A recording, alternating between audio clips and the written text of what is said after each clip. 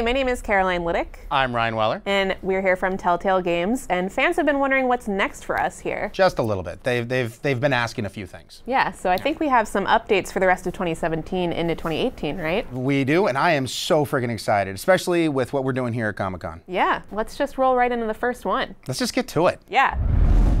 I told you I'd see you again, didn't I? You and me, we're two threads in the same stitch. You see, I met some inspiring people out here. Made some new friends.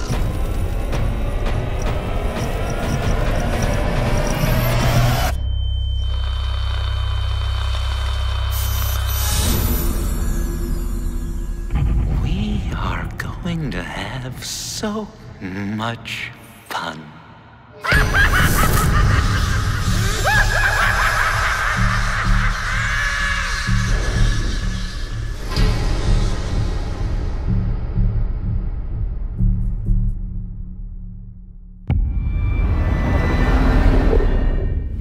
With season 1, we had the challenge of finding out how far we could take Batman and bend it before it breaks. We found out that you could bend it pretty far. The thing that's a lot different for us is that we do a lot of gameplay as Bruce Wayne, which most games are very focused on Batman. In our game, you play both as Bruce and as Batman, so both sides of the identity. Season 1 was a story about you as Bruce Wayne, seeing everything around you kind of understood to make you up kind of all fall apart. The whole Batman mythos is all about Bruce Wayne having his parents sacrifice themselves for him at a young age. And our story is about Bruce finding out that his father was actually corrupt. His family wasn't what he thought it was. He's finding out that his company could be taken away from him. The people he cares most about are in danger. His heroes have now really become the people that he now fights. There's a great quote by Harryhausen.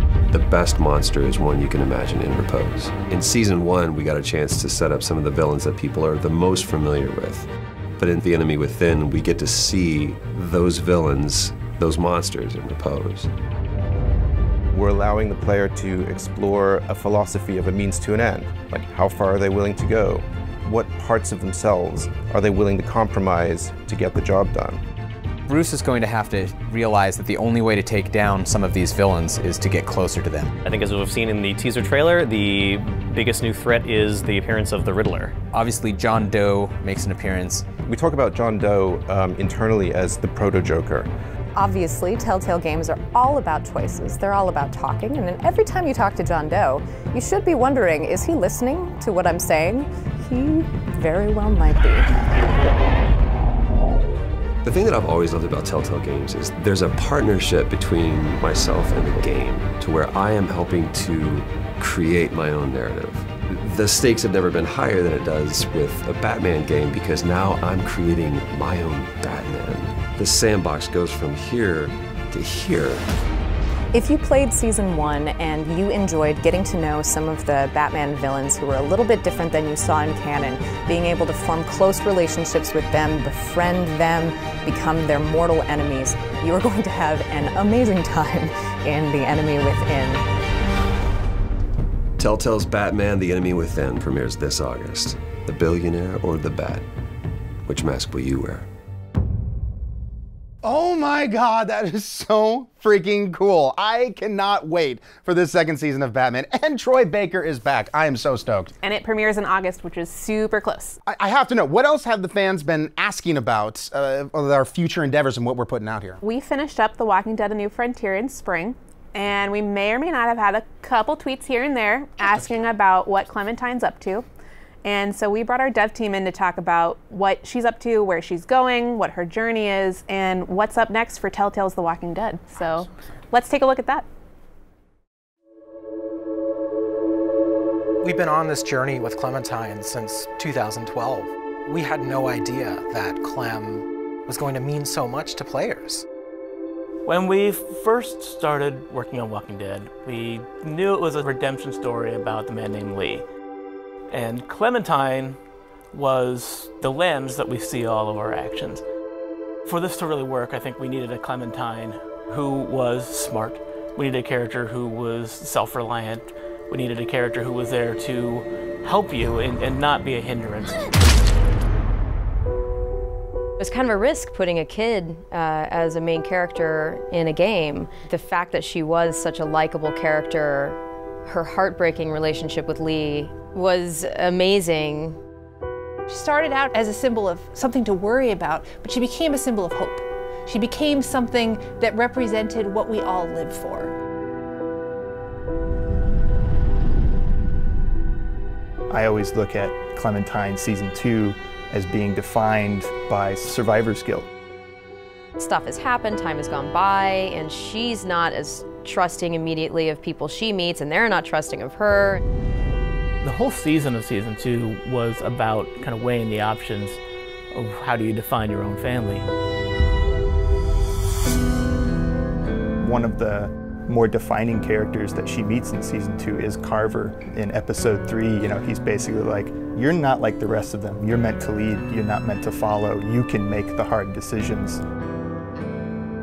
It is not difficult at all when things like the finale of Season 2 happen, where you have to make this horrible decision to feel that. I really legitimately felt so horribly sad in that session. What a horrible, tragic ending. I was actually surprised at how many people, in the end, ended up going off on their own. The Clementine you meet at the beginning of Season 3 is definitely shaped by the events of 2. She's had a really rough go of it. Those that do survive generally tend to be those that have withdrawn into themselves and found internal strengths to kind of deal with the horrors. It all seemed to fit very well with where she's at in Season 3. There are times when I'm doing Clementine's voice in Season 3 where she is a bit lower than my voice. This area I have to speak in my throat, I can't really explain it. Season 2 was all about her trying to make a go of it in new families and new communities, and how that really did not go well. Over the course of Season 3, she meets a family with which, by the end, it did work. And so she's, I think, rejuvenated. In The New Frontier, Clem got to see something that she hadn't been exposed to in a long time. A functional family, a family that was still caring for each other throughout everything that they had gone through in the world of The Walking Dead so far. And she set out at the end of A New Frontier with one singular goal in mind, which was to find AJ and make that again for herself. Now, what she's gonna do when she finds him, that is the story of Season 4. That is the story of future Clem. Who she wants to be, who she wants to be with, and how she wants to be, those are decisions the player's gonna make. It was hearing from the fans all the way through Season 1 and hearing that response, and that's what drove our decision to play as her in this 4th and final season. You will play as Clem. This will be Clem's story.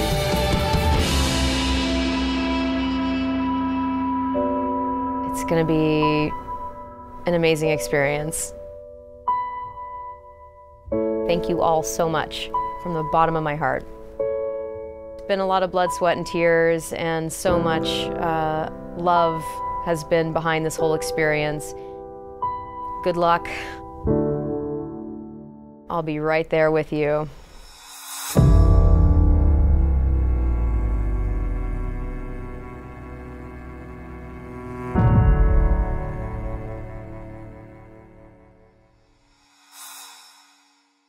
Wow. 4th and final season. That's crazy. That was insane. I mean, it's been quite a journey from the 1st season to the 4th season. It has. And I'm so excited to play as Clementine again. She's such a badass. So in 2017, we have Batman: The Enemy Within premiering. Yeah. And then in 2018, we have Walking Dead premiering. Is there anything else that we are going to be premiering in 2018? Anything possibly comic book related? You know, anything the fans have been really requesting for, really want? We get a handful of tweets. We might actually have some special guests to talk about this. Interesting. Yeah, let's go take a look at that. Yeah. All right, mean tweets, and if these are the meanest tweets, we're in good shape. Oh wow, we got so many, y'all. Abrams says, "Where the f is Wolf Among Us Season 2?" I'm right there with you, buddy. Okay, this is getting ridiculous now. We want a 2nd season of The Wolf Among Us already. It is ridiculous. I agree. You are correct. In all caps, Season 2 Wolf Among Us, I want some damn answers. It's rude. At Senpai8, where is my boy Big Bad Wolf? Wolf emoji at Wolf Among Us 2. Senpai may have noticed me, but he did not notice spell check. At DRiverO, I'm just gonna tweet y'all every day until we get the Wolf Among Us 2, I swear. Can we get someone to check if we actually did that? DRiverO has been tweeting us every day, and let's see if that's gonna pay off. Me, Telltale. When are we gonna get Season 2 of The Wolf Among Us? Telltale. Silence is a valid option.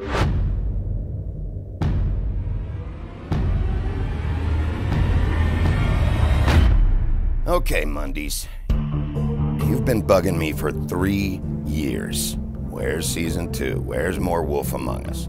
Well, it finally paid off. Congratulations. Season 2, 2018.